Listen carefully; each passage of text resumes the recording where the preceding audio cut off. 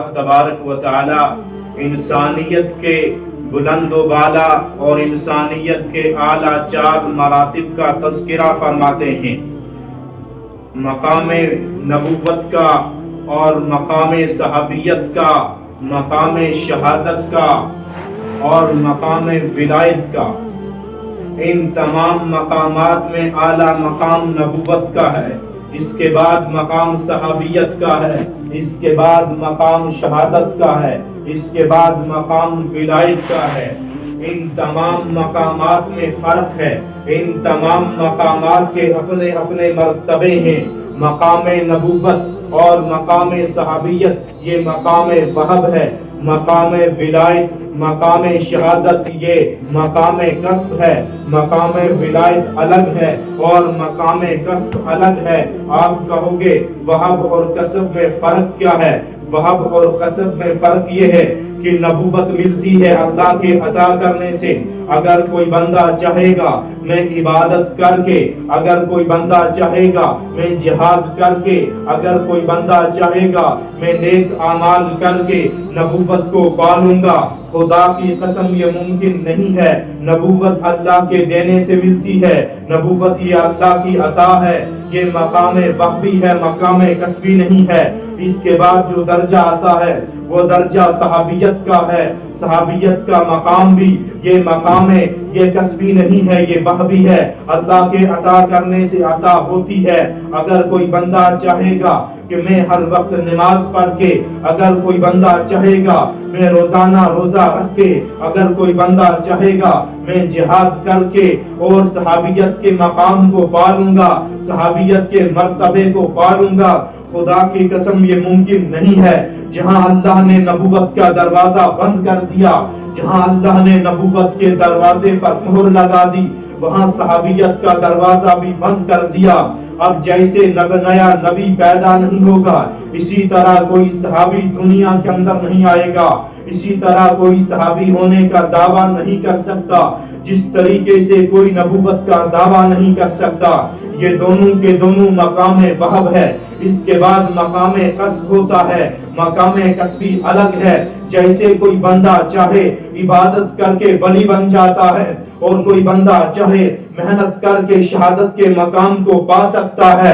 کلمہ پڑھ لیا، کلمہ پڑھنے کے بعد ایک آدمی ولایت کے درجے پر پہنچ جاتا ہے۔ بلکہ میں ایک جملہ اور کہنے لگا ہوں، توجہ رکھیں۔ اگر کوئی آدمی کلمہ پڑھ لے، کلمہ پڑھنے کے بعد یہ آدمی ولی بن جاتا ہے، یہ نماز پڑھے تب بھی ولی ہے، خدا نہ خواستہ اگر نماز چھوٹ جائے یہ تب بھی ولی ہے، اگر اسلام کے اوپر مکمل عمل کر رہا ہے یہ تب بھی ولی ہے، اگر خدا نہ خواستہ کسی عمل میں کوتاہی ہو گئی ہے یہ تب بھی ولی ہے۔ آپ کہو گے یہ کون سا مسئلہ بیان کیا ہے؟ ہم نے یہ بات پہلی مرتبہ سنی۔ نماز چھوڑنے والے کو ولی کون کہتا ہے؟ اسلام کے احکام کو چھوڑنے والے کو ولی کون کہتا ہے؟ میرے عزیز دوستو، یہ بات میں نہیں کہہ رہا ہوں، یہ بات ہمارے قرآن مقدس میں موجود ہے، یہ بات ہمارے عقیدے کی کتاب عقیدۃ الطحاویہ کے اندر بھی درج ہے، ہمارے عقیدے کی کتاب میں یہ بات درج ہے، قرآن کریم میں یہ بات درج ہے۔ قرآن کریم کے اندر اللہ تبارک و تعالی فرماتے ہیں اللہ ولی الذین آمنوا، اللہ ولی ہے، اللہ کے ولی وہ آدمی ہیں، وہ انسان ہے جو ایمان لے آئے، جو کلمہ پڑھ لیا۔ گویا کلمہ گو کو اللہ تبارک و تعالی ولی کہہ رہے ہیں، کلمہ پڑھنے والے کو ولایت کا درجہ دے رہے ہیں۔ لیکن ولایت الگ ہے، ایک ولایت عامہ ہوتی ہے، ایک ولایت خاصہ ہوتی ہے۔ ولایت عامہ ہر کلمہ پڑھنے والے کو ملتی ہے، ولایت خاصہ اس بندے کو ملتی ہے جو مقام اور مرتبے کے لحاظ سے عبادت کے اعلیٰ رتبے پر پہنچ جائے، جو مقام اور مرتبے کے لحاظ سے فضائل اور اعمال کے اندر اعلیٰ منصب پر پہنچ جائے، اس کو ولایت کاملہ کہتے ہیں، اس کو ولایت خاصہ کہتے ہیں۔ دوسری ولایت ہوتی ہے وہ ولایت عامہ ہوتی ہے، وہ ہر ایک بندے کو شامل ہوتی ہے۔ میرے عزیز دوستو، آپ کے ذہن کے اندر یہ سوال پیدا ہوگا کہ آپ نے کہا ولایت ہر ایک کو ملتی ہے، شہادت بھی ہر ایک کو مل سکتی ہے۔ جی ہاں، شہادت ہر ایک کو ملتی ہے، لیکن آپ کے ذہن کے اندر یہ بات ہوگی کہ کہ جس آدمی نے جا کر میدان جنگ کے اندر جنگ لڑی ہو، جو آدمی کفار کے مقابلے میں کھڑا ہوا ہو، اس کو ہم کہیں گے یہ شہید ہے، اس کو شہادت کا درجہ ملا ہے۔ لیکن جو آدمی اپنے گھر کے اندر رہا، اس کو کہاں سے شہادت کا درجہ ملے گا؟ آپ مثال کے لیے پیش کرو گے، حضرت صدیق اکبر رضی اللہ تعالی عنہ ہمیشہ نبوت کے ساتھ رہے ہیں، ہمیشہ جنگ کے اندر نبوت کے ساتھ رہے، لیکن آپ کا وصال اپنے گھر کے اندر ہوا ہے۔ اور اسی طریقے سے دیگر صحابہ کرام ہمیشہ نبی پاک صلی اللہ علیہ وسلم کے اشارے پر میدان جنگ میں کود چکے تھے، لیکن تمام صحابہ کرام کو شہادت نہیں ملی، بعض صحابہ کرام کو شہادت ملی ہے۔ میرے عزیز دوستو، ایک مسئلہ ہمارا اور حل ہو گیا، ہر ایک کو شہادت نہیں ملی۔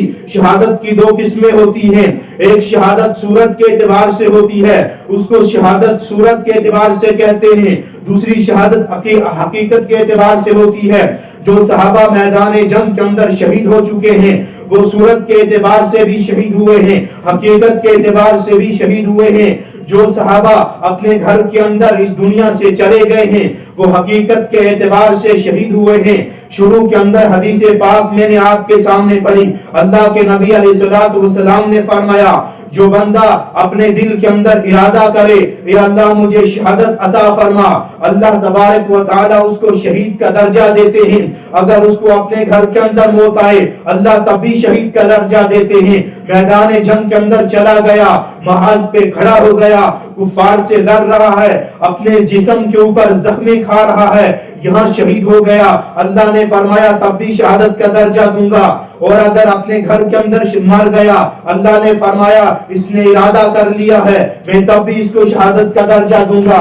گویا شہادت کے دو درجے ہیں، ایک شہادت کا درجہ ہے میدان جنگ کے اندر جا کر شہید ہو جانا، دوسرا شہادت کا درجہ ہے اپنے گھر کے اندر اس دنیا سے چلا جانا، لیکن نیت کی ہے اس نے شہادت کی، مسئلہ دوسرا حل ہو گیا۔